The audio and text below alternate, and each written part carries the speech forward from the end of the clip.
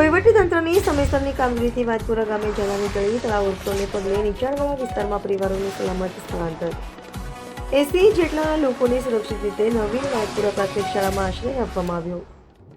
સમી તાલુકાના વાજપુરા ગામે ભારે વરસાદના કારણે તળાવ ઓવરફ્લો થતાં સર્જાયેલી પરિસ્થિતિમાં જિલ્લા વહીવટીતંત્રે ત્વરિત અને સુનિયોજિત કામગીરી હાથ ધરી હતી. સમયસર કરાયેલા સ્થળાંતરના પરિણામે કોઈ જાનહાની કે માલ મિલકતને નુકસાન થયું નથી.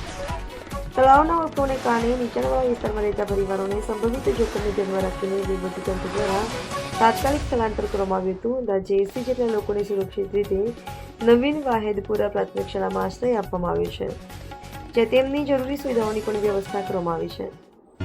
ઘટનાની જાણ થતાં જ લાયસન્સ ઓફિસર અને પ્રાંતિક ઓફિસર શ્રી સમીના માર્ગદર્શન અને સૂચના અનુસાર તાલુકા વિકાસ અધિકારી, મામલતદાર શ્રી તથા પોલીસ વિભાગના અધિકારીઓ તાત્કાલિક સ્થળ પર દોડી આવ્યા હતા અને સમગ્ર પરિસ્થિતિ પર સતત નજર રાખી રાહત અને બચાવ કામગીરીનું સંકલન કર્યું હતું.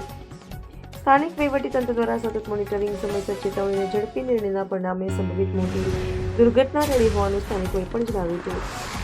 હાલ પરિસ્થિતિ નિયંત્રણમાં છે અને વહીવટીતંત્ર દ્વારા વિસ્તાર પર સતત નજર રાખવામાં આવી રહી છે. નોંધનીય છે કે જિલ્લા વહીવટીતંત્રએ નાગરિકોની અફવાઓથી દૂર રહેવા, સત્તાવાર સૂચનાઓનું પાલન કરવા તેમજ વરસાદી પરિસ્થિતિ દરમિયાન સાવચેતી રાખવા અપીલ કરી છે. રિપોર્ટર પંકજ સાધુ, પાટણ.